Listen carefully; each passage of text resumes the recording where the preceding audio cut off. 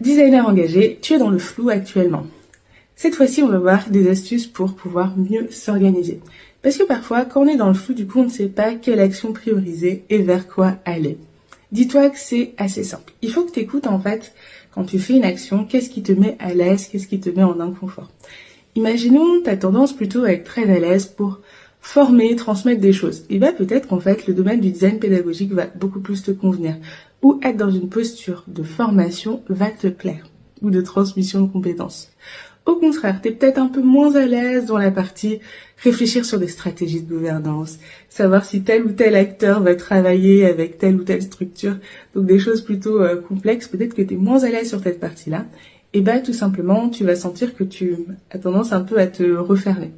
En fait, on peut utiliser tout simplement ce qu'on ressent dans notre corps pour savoir si on est au bon endroit ou si on est bien aligné dans notre parcours de vie ou tout simplement dans notre façon d'exercer le design.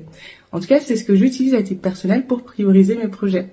Donc je le fais à la fois de façon consciente, donc il y a des projets où je sais que là c'est la priorité c'est sur mon association, mais il y a des fois aussi je le fais de cette façon-là pour savoir si j'aime bien effectuer ou non cette tâche.